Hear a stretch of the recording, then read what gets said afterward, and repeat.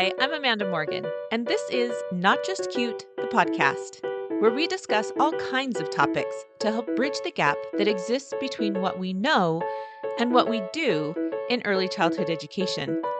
We're starting conversations with academics, authors, decision makers, educators, and parents so that together we can improve the quality of early childhood education while at the same time protecting and respecting the childhood experience. I'm excited to be kicking off something special today. For years, I've been speaking at workshops and conferences about the power of play in the early learning environment, which sparked the series of parent letters I've written called Why We Play. This month, I'll be sharing a special podcast series with the same name, Why We Play. Every Tuesday and Thursday in February, you'll find a new episode sharing the science and stories behind why we play. Evidence that play is not just cute, it's incredibly powerful. Before we jump in, a quick reminder that you can learn more about the Why We Play letters and grab a free sample letter at notjustcute.com/why we play. These letters will help you jumpstart important conversations in your learning community about the importance and power of play in your early childhood setting. People don't value what they don't understand. If you want to help parents and colleagues understand the value of play, the Why We Play letters are a fantastic tool to help you meet that goal. You can find this episode's show notes, which are always full of links, tidbits, and resources at notjustcute.com/podcast/episode 62. This Why We Play podcast series is long overdue. I'm so excited to jump into a topic that I am absolutely passionate about and to share some fascinating, compelling research that I love nerding out on. I hope you'll join me for the whole month of February. Whether you're a champion for play or a playful learning skeptic, this series is just for you. Let's jump in. I remember meeting with a preschool director in Kentucky several years ago. She said to me, "My board of directors is asking me to show them a research-based curriculum. And I certainly don't have anything against research, but I know that what they actually want to see is a binder or a box with a stamp across the top that says research-based." And then she got to her key question. How do I get them to see that everything we do right now is actually research-based? And many have asked a similar question. How do I convince my director, my colleagues, or the parents at my school that play really is research-based? These questions are a big reason I do the work that I do. I love to dig into the research, and I love sharing it with others through the resources and the trainings and the speaking that I do, and right here on the podcast. But wrapped into all of those is not just let me tell you about this cool science, but hopefully let me help you to apply that science in the classroom and to confidently articulate that science to others. So today, I hope that you're listening for and taking away bits and pieces that you can put into your own words to help share with others why it is that we need play in our early childhood environments. Today, we're going to jump into some of the overarching research-based reasons for why we need play in early childhood environments. Subsequent episodes will drill down into some of these same topics, as well as some other topics, but today, let's just set the foundation. If you've listened to previous episodes, some of this will sound familiar, but it's worth repeating. The gold standard for preschool in the United States dates back to research done in the late 60s, early 70s, primarily the Perry Preschool Project and the Carolina Abecedarian Project. The results of these studies established a strong basis for early childhood education in the United States, showing impressive and lasting positive impacts for the children who attended. I like to say that these are the preschool programs everyone has heard of, even if they think they haven't ever heard of them, because these are the programs that are in the footnotes of so many pieces of research and almost every proposal for funding early education programs. The thing is, replicating the results of these programs that we love to cite isn't an automatic thing. In fact, a working paper from the Annenberg Institute shows that the preschool programs they evaluated that were established after the year 2000 were much less effective than those from earlier decades. So, what happened in the last 20 to 25 years? From my view, it seems that all the good press that early education got and deserved convinced people that preschool would help young children. But it didn't clarify what the key ingredients of that preschool experience needed to be. And clearly, some of those ingredients began to be left out. I like to explain key ingredients this way. Imagine making a chocolate cake. There are many, many different recipes for chocolate cake. Personally, I love to bake. I also love to not really follow the directions. There's always room for a little creativity, right? So maybe you add some sour cream or maybe a special kind of salt or extra chocolate chips. And there's always room for extra vanilla, of course. But if I decide not to put any chocolate in my chocolate cake, is it really a chocolate cake anymore? Now, you can make eggless chocolate cakes, flourless chocolate cakes, but if you make a chocolate cake without any chocolate and you put it down in front of someone claiming that it is, in fact, a chocolate cake, they're going to look at you like you're a crazy person. By that same token, it's not enough to simply hang a sign that says preschool and gather children in a room together, and then magically, by the power of preschool, we get better outcomes for those children. Those programs need to have the right key ingredients. So that's much of what research in the field of early childhood education and child development has looked at. What are the key ingredients that really drive development and learning? What are the key ingredients that make a quality early childhood program? The fact that human beings are complicated creatures makes the study of human development both fascinating and a little bit tricky. It's hard to isolate just one factor that drives all of development. There are several critical factors that contribute to healthy development, all of which should be consciously and intentionally supported in a quality early childhood program. I think of these elements as strands of a thick, strong rope. Even though we think of the rope as one thing, it's actually comprised of several smaller strands, each one tightly woven together. Among those strands that I see running throughout developmental science are things like relationships, interactions, communication, agency, curiosity, and wonder, and of course, joy. And play is the perfect context for supporting each one of these.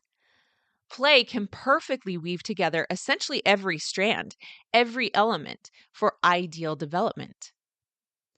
Those early models, those gold standards of preschool, leaned heavily into play and into these key developmental supports. So, what happened around the year 2000? Researchers say that a shift occurred, a shift both in focus, or what was taught, as well as methods, or how it was taught. Compared to the gold standards, modern preschools have been more likely to focus on fixed academic skills taught through direct instruction. Less time and attention have been given to the so-called soft skills like decision making, critical thinking, social skills, and creativity. The prevailing thought was that it was the academic advantage that was giving preschool participants the edge. If we could just get them to check all those boxes sooner, we could pat ourselves on the back. How efficient.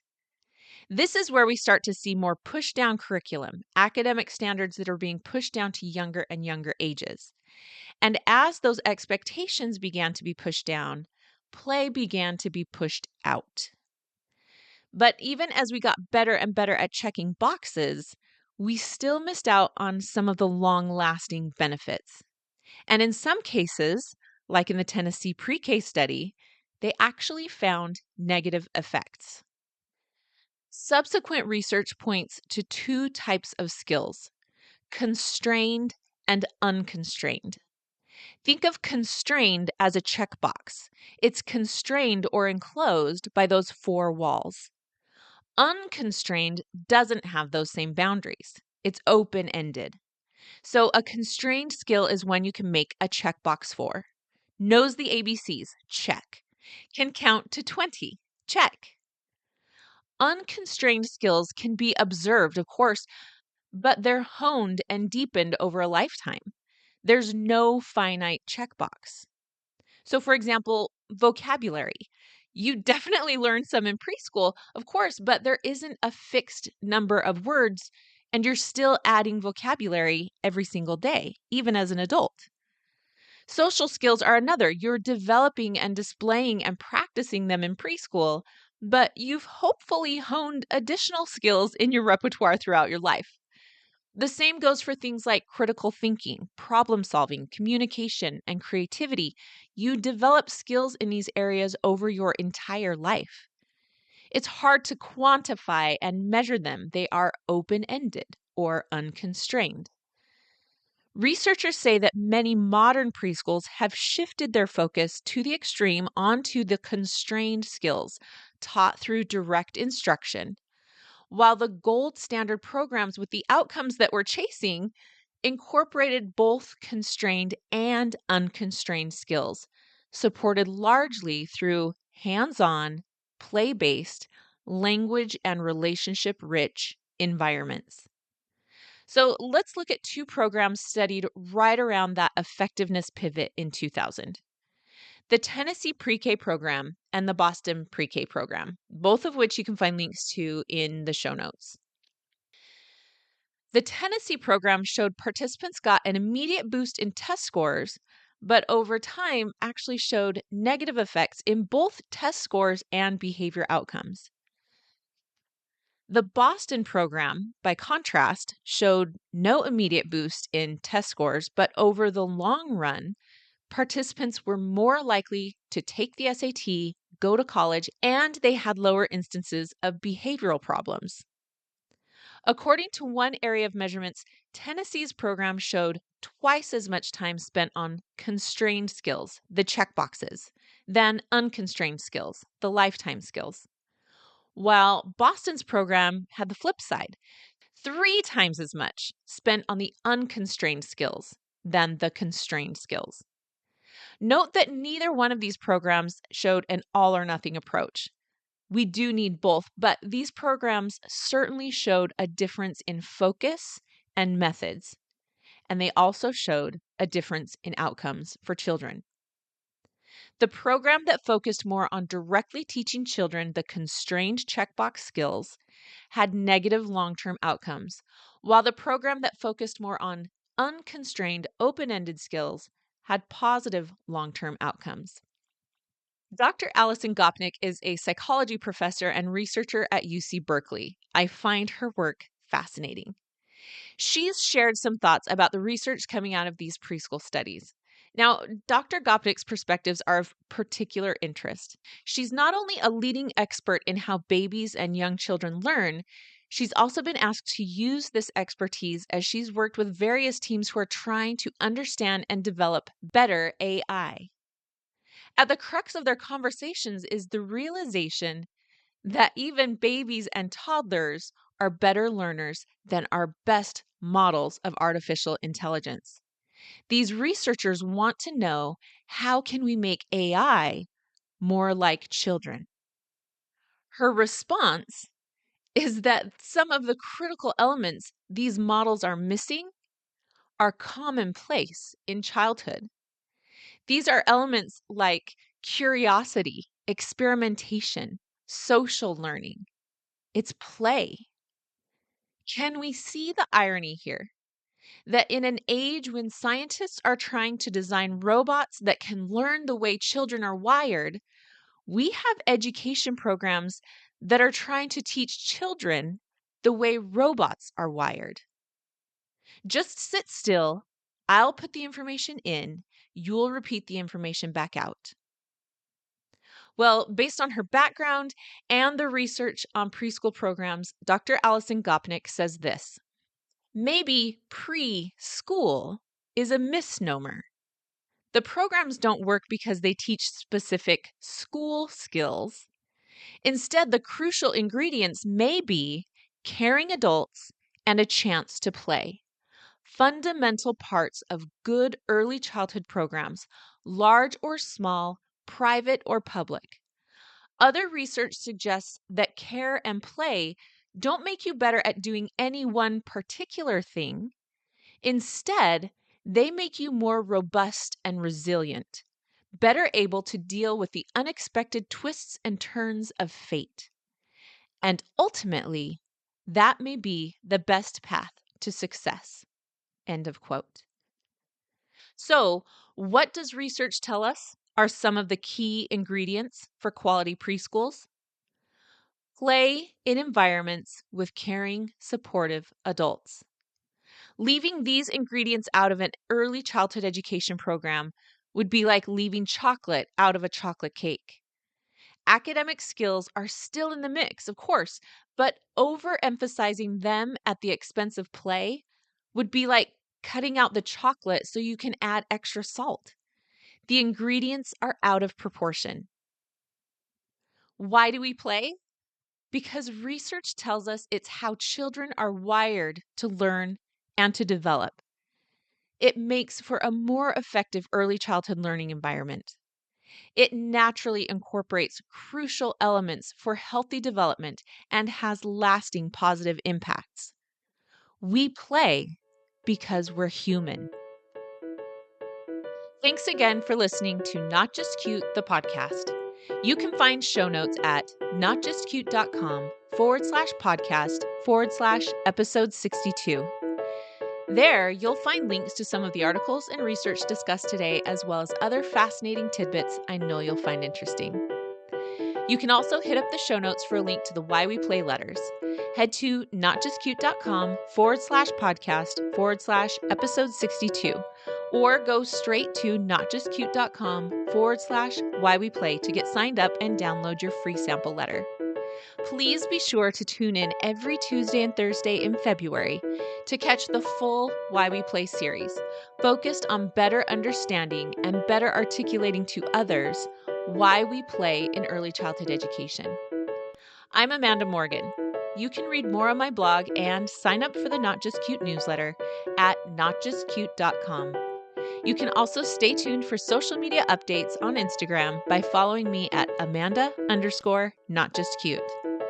Thanks for listening today, and as always, thank you for standing up for children and for childhood.